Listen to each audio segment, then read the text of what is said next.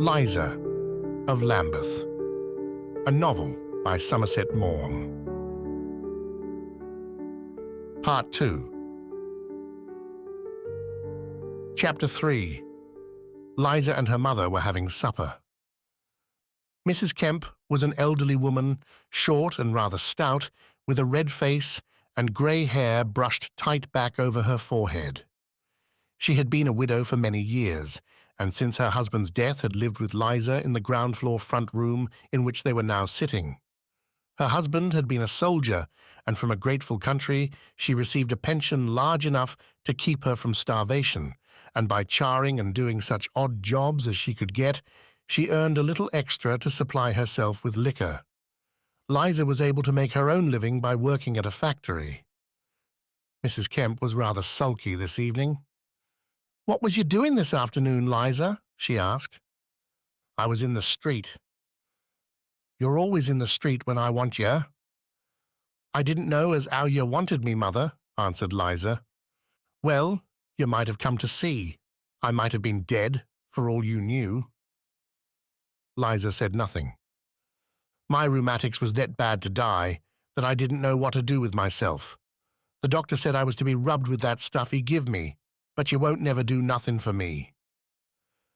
"Well, Mother," said Liza, "your rheumatics was all right yesterday." "I know what you was doing. You was showing off that new dress of yours. Pretty waste of money, that is, instead of giving it me to sieve up. And for the matter of that, I wanted a new dress far worse than you did, but of course, I don't matter." Liza did not answer, and Mrs. Kemp, having nothing more to say, continued her supper in silence. It was Liza who spoke next. "There's some new people moved in the street." "Have you seen 'em?" she asked. "No, what are they?" "I don't know. I've seen a big chap with a beard. I think he lives up at the other end." She felt herself blushing a little. "No one any good, you be sure," said Mrs. Kemp. "I can't swallow these new people as are coming in. The street ain't what it was when I fust come." When they had done, Mrs. Kemp got up, and having finished her half-pint of beer, said to her daughter, "Put the things away, Liza. I'm just going round to see Mrs. Clayton. She's just had twins, and she had 9 before these come. It's a pity the Lord don't see fit to take some on 'em. That's what I say."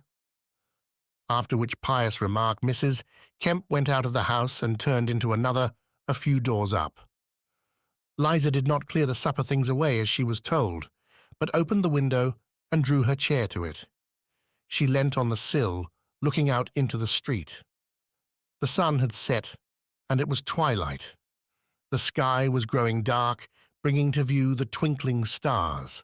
There was no breeze, but it was pleasantly and restfully cool. The good folk still sat at their doorsteps, talking as before on the same inexhaustible subjects, but a little subdued with the approach of night. The boys were still playing cricket, but they were mostly at the other end of the street, and their shouts were muffled before they reached Liza's ears. She sat, leaning her head on her hands, breathing in the fresh air and feeling a certain exquisite sense of peacefulness which she was not used to. It was Saturday evening, and she thankfully remembered that there would be no factory on the morrow. She was glad to rest. Somehow, she felt a little tired. Perhaps it was through the excitement of the afternoon, and she enjoyed the quietness of the evening. It seemed so tranquil and still. The silence filled her with a strange delight. She felt as if she could sit there all through the night, looking out into the cool, dark street and up heavenwards at the stars. She was very happy, but yet at the same time experienced a strange new sensation of melancholy, and she almost wished to cry. Suddenly, a dark form stepped in front of the open window. She gave a little shriek. "Who's that?" she asked, for it was quite dark, and she did not recognize the man standing in front of her. "Me, Liza," was the answer. "Tom?" "Use." It was a young man with light yellow hair and a little fair moustache, which made him appear almost boyish, He was light-complexioned and blue-eyed, and had a frank and pleasant look mingled with a curious bashfulness that made him blush when people spoke to him. "What's up?" asked Liza. "Come AHT for a walk, Liza, will you?" "No," she answered decisively. "You promised her yesterday, Liza." "Yesterday and today's two different things," was her wise reply. "Yes, come on, Liza." "Nah, I tell you, I won't. I want to talk to you, Liza." Her hand was resting on the window sill, and he put his upon it. She quickly drew it back. "Well, I don't want you to talk to me." But she did, for it was she who broke the silence. "Say, Tom, who are them new folk as has come into the street? It's a big chap with a brown beard." "Do you mean the bloke as kissed you this afternoon?" Liza blushed again. "Well, why shouldn't he kiss me?" she said, with some inconsequence. "I never said as how he shouldn't. I only asked you if it was the sime." "Yea, that's who I mean." "His name is Blakeston. Jim Blakeston. I've only spoke to him once. He's took the 2 top rooms at No 19 house." "What's he want 2 top rooms for?" "Him? Oh, he's got a big family, 5 kids. Ain't you seen his wife about the street? She's a big fat woman, as does her hair funny." "I didn't know he had a wife." There was another silence. Liza sat thinking, and Tom stood at the window, looking at her. "Won't you come AHT with me, Liza?" he asked at last. "Nah, Tom," she said, a little more gently. "It's too late." "Liza," he said, blushing to the roots of his hair. "Well?" "Liza," he couldn't go on, and stuttered in his shyness. "Liza, I loves you, Liza." "Garn away." He was quite brave now, and took hold of her hand. "You know, Liza, I'm earning 23 shillings at the works now, and I've got some furniture as mother left me when she was took." The girl said nothing. "Liza, will you have me? I'll make you a good husband, Liza. Swap me, Bob, I will, and you know I'm not a drinking sort. Liza, will you marry me?" "Nah, Tom," she answered quietly. "Oh, Liza, won't you have me?" "Nah, Tom, I can't." "Why not? You've come AHT walking with me ever since Whitsun." "Ah, things is different now." "You're not walking AHT with anybody else, are you, Liza?"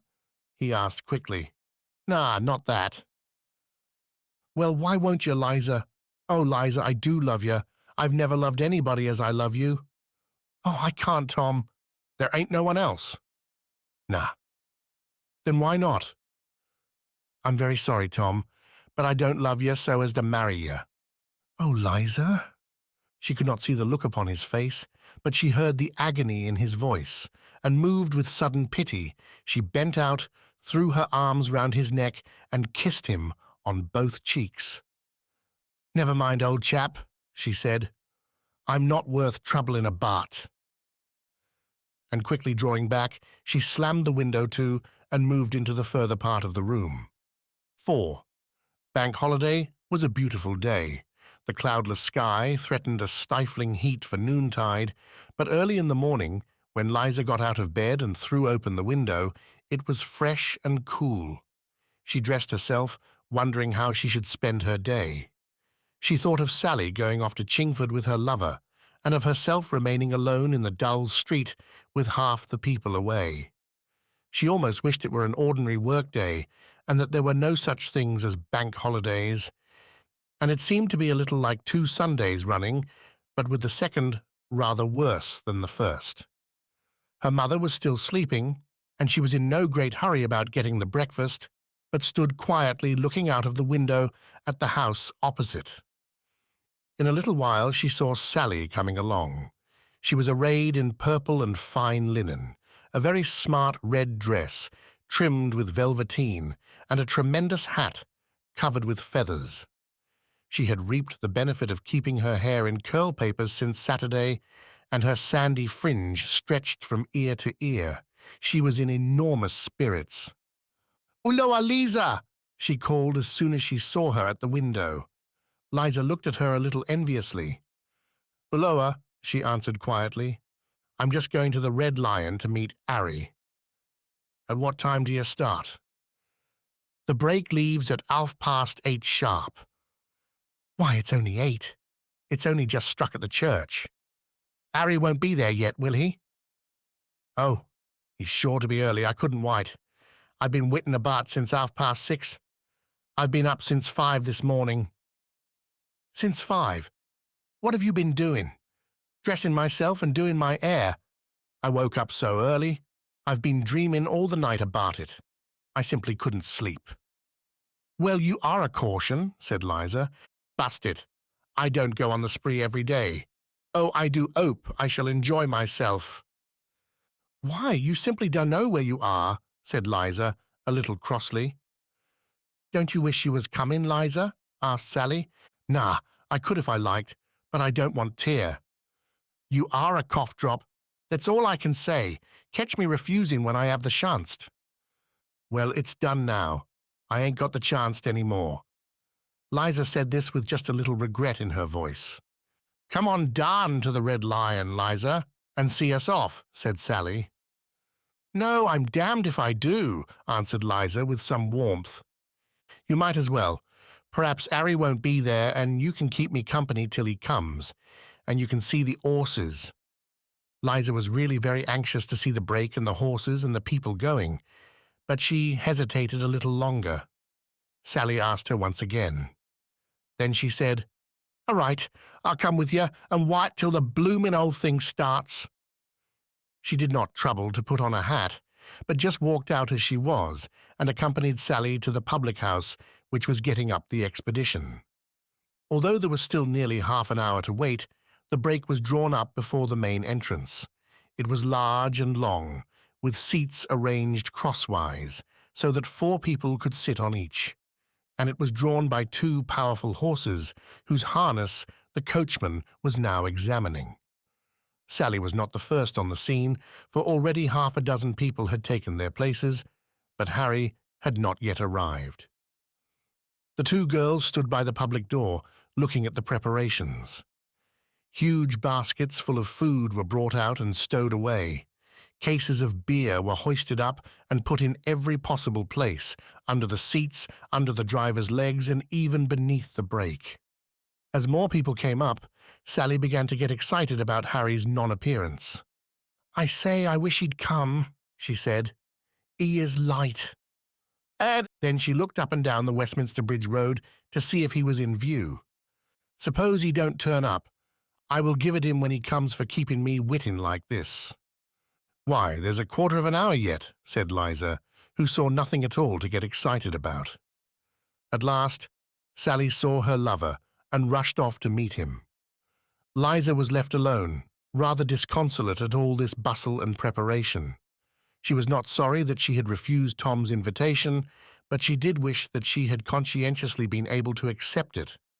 Sally and her friend came up. Attired in his Sunday best, he was a fit match for his lady-love. He wore a shirt and collar, unusual luxuries, and be carried under his arm a concertina to make things merry on the way. Ain't you going, Liza? He asked in surprise at seeing her without a hat and with her apron on. Nah, said Sally. Ain't she a soft? Tom said he'd take her and she wouldn't. Well, I'm dashed.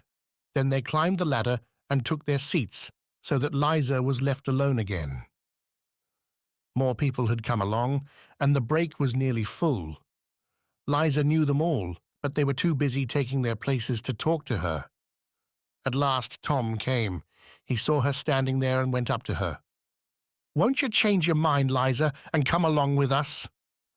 Nah, Tom, I told you I wouldn't. It's not right like. She felt she must repeat that to herself often. I shan't enjoy it a bit without you, he said. Well, I can't help it, she answered somewhat sullenly. At that moment a man came out of the public house with a horn in his hand. Her heart gave a great jump, for if there was anything she adored, it was to drive along to the tootling of a horn. She really felt it was very hard lines that she must stay at home when all these people were going to have such a fine time. And they were all so merry, and she could picture to herself so well the delights of the drive and the picnic. She felt very much inclined to cry. But she mustn't go, and she wouldn't go. She repeated that to herself twice as the trumpeter gave a preliminary tootle. Two more people hurried along, and when they came near, Liza saw that they were Jim Blakeston and a woman whom she supposed to be his wife. "Are you coming, Liza?" Jim said to her. "No," she answered. "I didn't know you was going." "I wish you was coming," he replied. "We shall have a game." She could only just keep back the sobs. She so wished she were going. It did seem hard that she must remain behind, and all because she wasn't going to marry Tom. After all, she didn't see why that should prevent her. There really was no need to refuse for that. She began to think she had acted foolishly. It didn't do anyone any good that she refused to go out with Tom, and no one thought it anything specially fine that she should renounce her pleasure. Sally merely thought her a fool. Tom was standing by her side, silent and looking disappointed and rather unhappy. Jim said to her in a low voice, "I'm sorry you're not coming. It was too much. She did want to go so badly, and she really couldn't resist any longer. If Tom would only ask her once more, and if she could only change her mind reasonably and decently, she would accept." But he stood silent, and she had to speak herself. It was very undignified.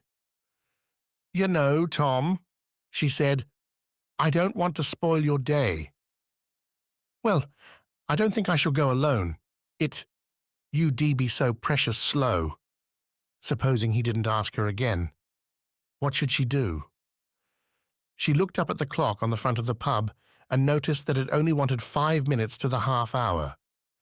How terrible it would be if the break started and he didn't ask her. Her heart beat violently against her chest, and in her agitation she fumbled with the corner of her apron. "Well, what can I do, Tom dear?" "Why, come with me, of course." "Oh, Liza, do say yes." She had got the offer again, and it only wanted a little seemly hesitation, and the thing was done. "I should like to, Tom," she said. "But do you think you'd be all right?" "Yes, of course it would. Come on, Liza." In his eagerness, he clasped her hand. "Well," she remarked, looking down, "if it'd spoil your holiday—" "I won't go if you don't. Swap me, Bob." "I won't," he answered. "Well, if I come, it won't mean that I'm keeping company with you." "Nah, it won't mean anything you don't like." "All right," she said. "You'll come?" He could hardly believe her. "Use," she answered, smiling all over her face. "You're a good sort, Liza. I say, Harry, Liza's coming," he shouted. "Liza, hooray!" shouted Harry. "Sat right, Liza?" called Sally, and Liza, feeling quite joyful and light of heart, called back, "Yes!" "Hooray!" shouted Sally in answer. "That's right, Liza," called Jim, and he smiled pleasantly as she looked at him. "There's just room for you two here," said Harry, pointing to the vacant places by his side. "Right," said Tom. "I must just go and get a hat and tell Mother," said Liza. "There's just 3 minutes. Be quick," answered Tom, and as she scampered off as hard as she could go, he shouted to the coachman, "Hold hard. There's another passenger coming in a minute." "All right, old cock," answered the coachman. "No hurry." Liza rushed into the room and called to her mother, who was still asleep. "Mother, Mother, I'm going to Chingford." Then, tearing off her old dress, she slipped into her gorgeous violet one. She kicked off her old ragged shoes and put on her new boots. She brushed her hair down and rapidly gave her fringe a twirl and a twist. It was luckily still moderately in curl from the previous Saturday, and putting on her black hat with all the feathers, she rushed along the street and, scrambling up the brake steps, fell panting on Tom's lap. The coachman cracked his whip, the trumpeter tootled his horn, and with a cry and a cheer from the occupants, the brake clattered down the road. 5. As soon as Liza had recovered herself, she started examining the people on the brake, and first of all she took stock of the woman whom Jim Blakeston had with him. "This is my missus," said Jim, pointing to her with his thumb. You ain't been down in the street much, have you? Said Liza, by way of making the acquaintance. Nah, answered Mrs. Blakeston. My youngster's been down with the measles, and I've had my work cut out looking after him. Oh, and is he all right now? Yes, he's getting on fine, and Jim wanted to go to Chingford today, and he says to me, well, he says, you come along to Chingford too, it'll do you good. And he says, you can leave Polly. She's my eldest, you know. You can leave Polly, says he, to look after the kids. So I says, well, I don't mind if I do, says I. Meanwhile, Liza was looking at her. First, she noticed her dress. She wore a black cloak and a funny, old-fashioned black bonnet. Then, examining the woman herself, she saw a middle-sized, stout person anywhere between 30 and 40 years old. She had a large, fat face with a big mouth, and her hair was curiously done, parted in the middle and plastered down on each side of the head in little plaits.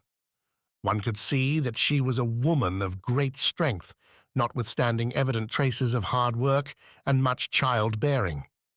Liza knew all the other passengers, and now that everyone was settled down and had got over the excitement of departure, they had time to greet one another. They were delighted to have Liza among them, for where she was, there was no dullness. Her attention was first of all taken up by a young coster who had arrayed himself in the traditional costume, grey suit, tight trousers, and shiny buttons in profusion. "What cheer, Bill?" she cried to him. "What cheer, Liza?" he answered. "You are got up dossy, you'll knock 'em." "Now then, Liza Kemp," said his companion, turning round with mock indignation, "you let my Johnny alone. If you come getting round him, I'll give you what for." "All right, Clary Sharp, I don't want him," answered Liza.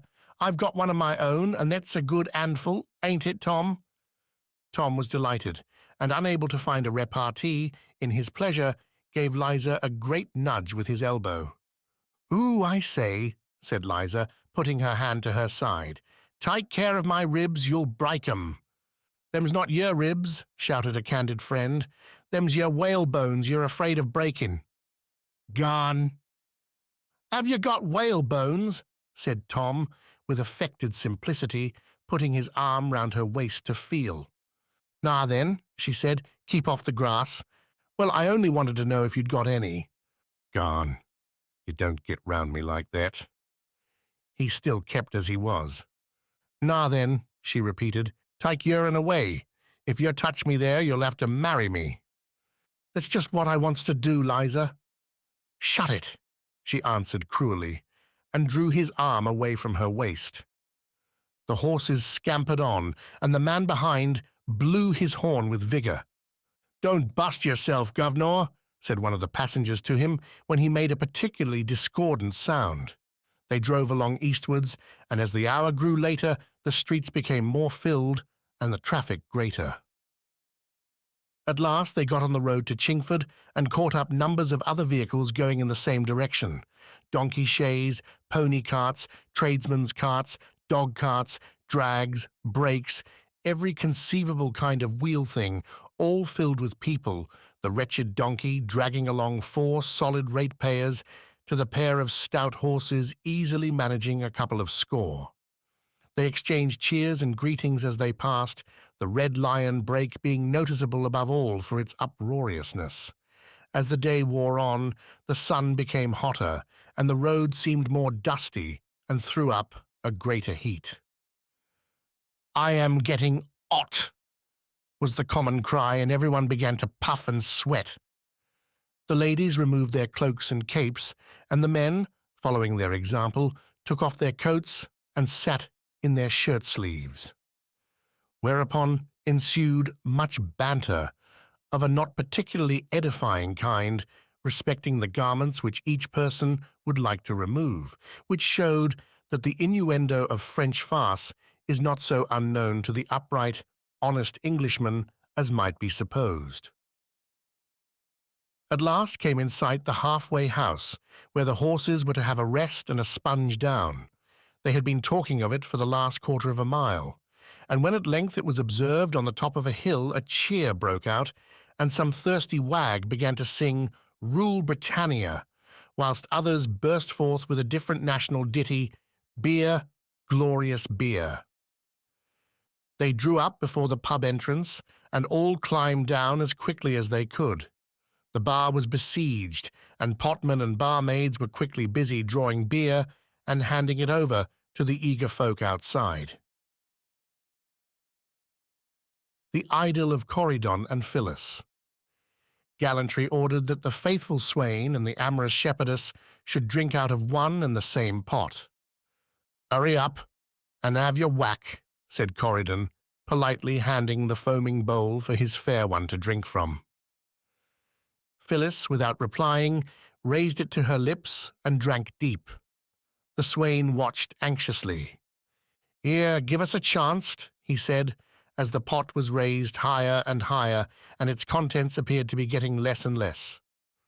At this, the amorous shepherdess stopped and handed the pot to her lover. "Well, I'm dashed," said Corydon, looking into it, and added, "I guess you know a thing or two." Then, with courtly grace, putting his own lips to the place where had been those of his beloved, finished the pint. "Go lummer," remarked the shepherdess, smacking her lips. "That was something like." And she put out her tongue and licked her lips, and then breathed deeply. The faithful swain, having finished, gave a long sigh and said, "Well, I could do with some more. For the matter of that, I could do with a gargle." Thus encouraged, the gallant returned to the bar, and soon brought out a second pint. "You have fast pop," amorously remarked Phyllis, and he took a long drink and handed the pot to her. She, with maiden modesty, turned it so as to have a different part to drink from. But he remarked, as he saw her, "You are bloomin' particular." Then, unwilling to grieve him, she turned it back again and applied her ruby lips to the place where his had been. "Now we shan't be long," she remarked, as she handed him back the pot. The faithful swain took out of his pocket a short clay pipe, blew through it, filled it, and began to smoke, while Phyllis sighed at the thought of the cool liquid gliding down her throat, and with the pleasing recollection gently stroked her stomach. Then Corydon spat, and immediately his love said, "I can spit farther than that." "I bet you can't." She tried and did. He collected himself and spat again, further than before. She followed him, and in this idyllic contest they remained till the tootling horn warned them to take their places. At last they reached Chingford, and here the horses were taken out, and the drag, on which they were to lunch, drawn up in a sheltered spot. They were all rather hungry, but as it was not yet feeding time, they scattered to have drinks meanwhile. Liza and Tom, with Sally and her young man, went off together to the nearest public-house, and as they drank beer, Harry, who was a great sportsman, gave them a graphic account of a prize fight he had seen on the previous Saturday evening, which had been rendered specially memorable by one man being so hurt that he had died from the effects. It had evidently been a very fine affair, and Harry said that several swells from the West End had been present, and he related their ludicrous efforts to get in without being seen by anyone, and their terror when someone to frighten them called out, "Copper." Then Tom and he entered into a discussion on the subject of boxing, in which Tom, being a shy and undogmatic sort of person, was entirely worsted. After this, they strolled back to the Brake and found things being prepared for luncheon. The hampers were brought out and emptied, and the bottles of beer in great profusion made many a thirsty mouth thirstier. "Come along, ladies and gentlemen, if you are gentlemen," shouted the coachman. "The animals is now going to be fed." "Gone away," answered somebody. "We're not hanimals. We don't drink water." "You're too clever," remarked the coachman. "I can see you've just come from the board school." As the former speaker was a lady of quite mature appearance, the remark was not without its little irony.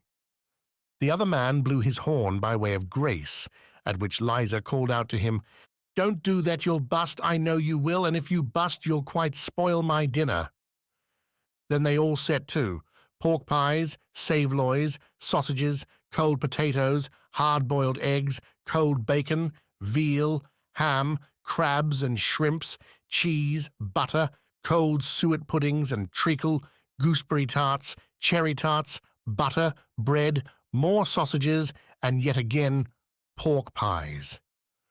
They devoured the provisions like ravening beasts, stolidly, silently, earnestly, in large mouthfuls which they shoved down their throats unmasticated. The intelligent foreigner, seeing them thus dispose of their food, would have understood why England is a great nation. He would have understood why Britons never, never will be slaves. They never stopped except to drink, and then, at each gulp, they emptied their glass. No heel taps, and still they ate, and still they drank. But as all things must cease, they stopped at last, and a long sigh of content broke from their 32 throats. Then the gathering broke up, and the good folk paired themselves and separated. Harry and his lady strolled off to secluded byways in the forest so that they might discourse of their loves and digest their dinner.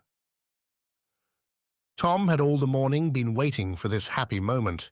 He had counted on the expansive effect of a full stomach to thaw his Liza's coldness, and he had pictured himself sitting on the grass with his back against the trunk of a spreading chestnut tree, with his arm round his Liza's waist, and her head resting affectionately on his manly bosom. Liza, too, had foreseen the separation into couples after dinner and had been racking her brains to find a means of getting out of it. "I don't want him slobbering about me," she said. "It gives me the sick, all this kissing and cuddling." She scarcely knew why she objected to his caresses, but they bored her and made her cross. But luckily, the blessed institution of marriage came to her rescue, for Jim and his wife naturally had no particular desire to spend the afternoon together, and Liza, seeing a little embarrassment on their part, proposed that they should go for a walk together in the forest. Jim agreed at once, and with pleasure, but Tom was dreadfully disappointed. He hadn't the courage to say anything, but he glared at Blakeston. Jim smiled benignly at him, and Tom began to sulk.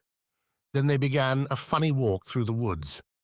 Jim tried to go on with Liza, and Liza was not at all disinclined to this, for she had come to the conclusion that Jim, notwithstanding his cheek, was not alpha bad sort. But Tom kept walking alongside of them, and as Jim slightly quickened his pace so as to get Liza on in front, Tom quickened his, and Mrs. Blakeston, who didn't want to be left behind, had to break into a little trot to keep up with them. Jim tried also to get Liza all to himself in the conversation and let Tom see that he was out in the cold. But Tom would break in with cross, sulky remarks just to make the others uncomfortable. Liza at last got rather vexed with him. "Strikes me you got AHT of bed the wrong way this morning," she said to him. "You didn't think that when you said you'd come AHT with me." He emphasized the me. Liza shrugged her shoulders. "You give me the ump," she said. "If you wants to make a fool of yourself, you can go elsewhere and do it." "I suppose you'll want me to go away now," he said angrily. "I didn't say I did." "All right, Liza. I won't stay where I'm not wanted." And turning on his heel, he marched off, striking through the underwood into the midst of the forest. He felt extremely unhappy as he wandered on, and there was a choky feeling in his throat as he thought of Liza.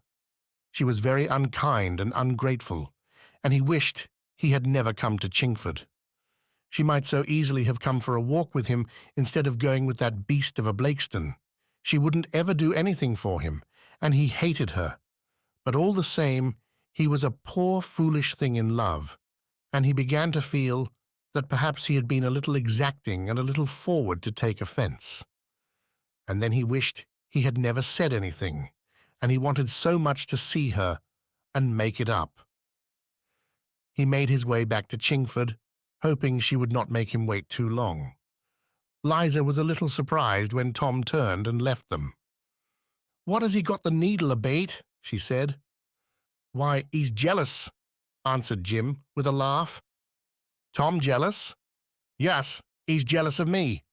"Well, he ain't got no cause to be jealous of anyone, that he ain't," said Liza, and continued by telling him all about Tom, how he had wanted to marry her and she wouldn't have him, and how she had only agreed to come to Chingford with him on the understanding that she should preserve her entire freedom. Jim listened sympathetically, but his wife paid no attention. She was doubtless engaged in thought, respecting her household or her family. When they got back to Chingford, they saw Tom standing in solitude looking at them. Liza was struck by the woebegone expression on his face. She felt she had been cruel to him, and leaving the Blakestons, went up to him. "I say, Tom," she said, "don't tyke on so. I didn't mean it." He was bursting to apologize for his behavior. "You know, Tom," she went on, "I'm rather hasty, and I'm sorry I said what I did." "Oh, Liza, you are good. You ain't cross with me." "Me? Nah, it's you that ought to be cross." "You are a good sort, Liza. You ain't vexed with me?" "Give me Liza every time. That's what I say," he answered as his face lit up. "Come along and have tea, and then we'll go for a donkey ride."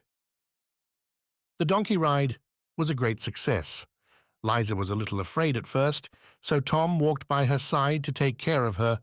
She screamed the moment the beast began to trot, and clutched hold of Tom to save herself from falling, and as he felt her hand on his shoulder and heard her appealing cry, "Oh, do hold me, I'm falling," he felt that he had never in his life been so deliciously happy. The whole party joined in, and it was proposed that they should have races.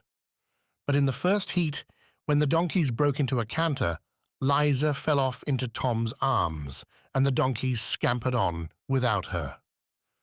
"I know what I'll do," she said, when the runaway had been recovered. "I'll ride him straddlewise." "Garn," said Sally, "you can't with petticoats." "Yes, I can, and I will too." So another donkey was procured, this time with a man's saddle, and putting her foot in the stirrup, she cocked her leg over and took her seat triumphantly. Neither modesty nor bashfulness was to be reckoned among Liza's faults, and in this position she felt quite at ease. "I'll get along all right now, Tom," she said. "You garn and git yourself a moke and come and jine in." The next race was perfectly uproarious. Liza kicked and beat her donkey with all her might, shrieking and laughing the white, and finally came in winner by a length. After that, they felt rather warm and dry, and repaired to the public house to restore themselves and talk over the excitements of the racecourse. When they had drunk several pints of beer, Liza and Sally, with their respective adorers and the Blakestons, walked round to find other means of amusing themselves. They were arrested by a coconut shy. "Oh, let's have a shy," said Liza excitedly, at which the unlucky men had to pull out their coppers, while Sally and Liza made ludicrously bad shots at the coconuts. "It looks so bloomin' easy," said Liza, brushing up her hair, "but I can't hit the blasted thing. You have a shot, Tom." He and Harry were equally unskillful, but Jim got 3 coconuts running, and the proprietors of the show began to look on him with some concern. "You are a dab at it," said Liza in admiration. They tried to induce Mrs. Blakeston to try her luck, but she stoutly refused. "I don't hold with such foolishness. It's waste of money to me," she said. "Nah, then, don't crack on, old tart," remarked her husband. "Let's go and eat the coconuts." There was one for each couple, and after the ladies had sucked the juice, they divided them and added their respective shares to their dinners and teas. Supper came next. Again they fell to sausage rolls, boiled eggs and saveloys, and countless bottles of beer were added to those already drunk. "I don't know how many bottles of beer I've drunk. I've lost count," said Liza, whereat there was a general laugh. They still had an hour before the break was to start back, and it was then The concertinas came in useful. They sat down on the grass, and the concert was begun by Harry, who played a solo. Then there was a call for a song, and Jim stood up and sang that ancient ditty, "Oh, dem golden kippers, oh!" There was no shyness in the company, and Liza, almost without being asked, gave another popular comic song. Then there was more concertina playing, and another demand for a song. Liza turned to Tom, who was sitting quietly by her side. "Give us a song, old cock," she said. "I can't," he answered. "I'm not a singing sort." At which Blakeston got up and offered to sing again. "Tom is rather a soft," said Liza to herself, "not like that cove Blakeston." They repaired to the public-house to have a few last drinks before the break started, and when the horn blew to warn them, rather unsteadily, they proceeded to take their places.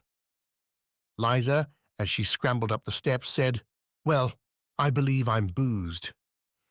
The coachman had arrived at the melancholy stage of intoxication, and was sitting on his box holding his reins, with his head bent on his chest. He was thinking sadly of the long-lost days of his youth, and wishing he had been a better man. Liza had no respect for such holy emotions, and she brought down her fist on the crown of his hat and bashed it over his eyes. "Now then, old jelly-belly," she said, "what's the good of having a fice as long as a kite?" He turned round and smote her. "Jelly-belly yourself," said he. "Puddin' fice," she cried. "Kite fice! Boss-eye!" She was tremendously excited, laughing and singing, keeping the whole company in an uproar. In her jollity, she had changed hats with Tom, and he, in her big feathers, made her shriek with laughter. When they started, they began to sing "For 'E's a Jolly Good Fella," making the night resound with their noisy voices. Liza and Tom and the Blakestons had got a seat together, Liza being between the two men. Tom was perfectly happy, and only wished that they might go on so forever. Gradually, as they drove along, they became quieter, their singing ceased, and they talked in undertones. Some of them slept. Sally and her young man were leaning up against one another, slumbering quite peacefully. The night was beautiful, the sky still blue, very dark, scattered over with countless brilliant stars, and Liza, as she looked up at the heavens, felt a certain emotion, as if she wished to be taken in someone's arms or feel some strong man's caress. And there was in her heart a strange sensation, as though it were growing big. She stopped speaking, and all four were silent. Then slowly she felt Tom's arm steal round her waist, cautiously, as though it were afraid of being there. This time both she and Tom were happy. But suddenly there was a movement on the other side of her. A hand was advanced along her leg, and her hand was grasped and gently pressed. It was Jim Blakeston. She started a little and began trembling so that Tom noticed it and whispered, "You're cold, Liza." "Nah, I'm not, Tom. It's only a sort of shiver that went through me." His arm gave her waist a squeeze, and at the same time the big rough hand pressed her little one. And so she sat between them till they reached the Red Lion in the Westminster Bridge Road, and Tom said to himself, "I believe she does care for me after all."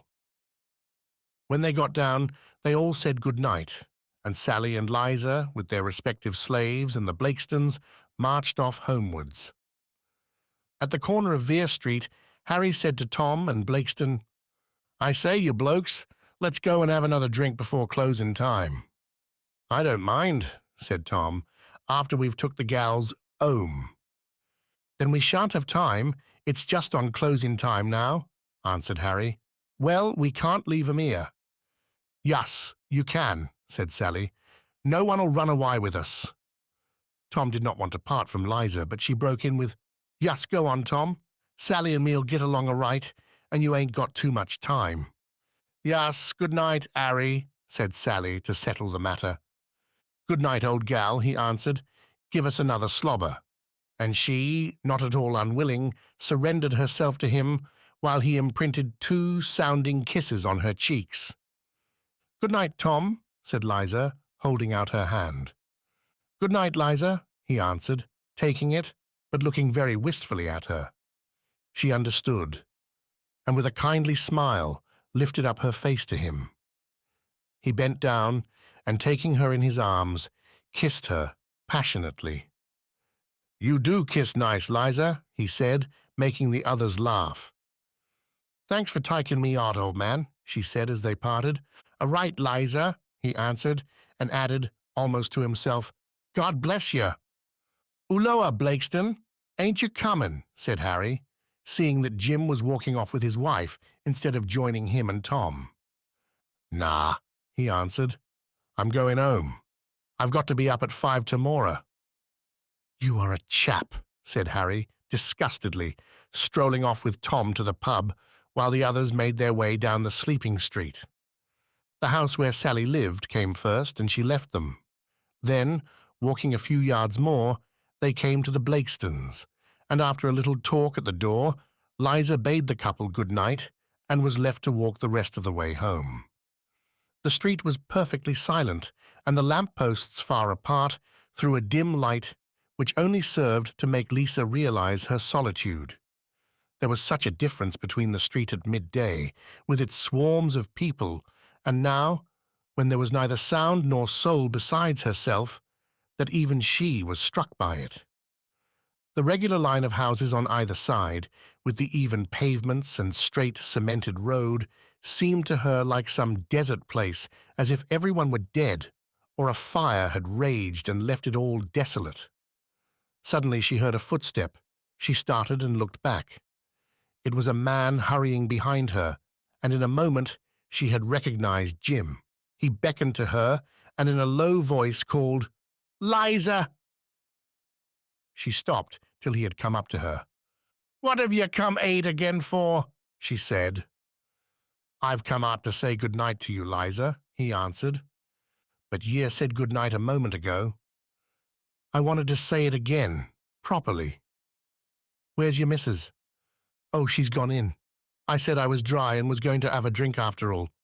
But she'll know you didn't go to the pub." "Nah, she won't. She's gone straight upstairs to see after the kid. I wanted to see you alone, Liza." "Why?" He didn't answer, but tried to take hold of her hand. She drew it away quickly. They walked in silence till they came to Liza's house. "Good night," said Liza. "Won't you come for a little walk, Liza?" "Take care no one hears you," she added in a whisper, though why she whispered she did not know. "Will ya?" he asked again. "Nah. You've got to get up at 5. "Oh, I only said that not to go into the pub with them." "So as you might come here with me?" asked Liza. "Use?" "No, I'm not coming. Good night." "Well, say good night nicely. What do you mean?" "Tom said you did kiss nice." She looked at him without speaking, and in a moment he had clasped his arms round her, almost lifting her off her feet, and kissed her. She turned her face away. "Give us your lips, Liza," he whispered. "Give us your lips." He turned her face without resistance and kissed her on the mouth. At last she tore herself from him and, opening the door, slid away into the house.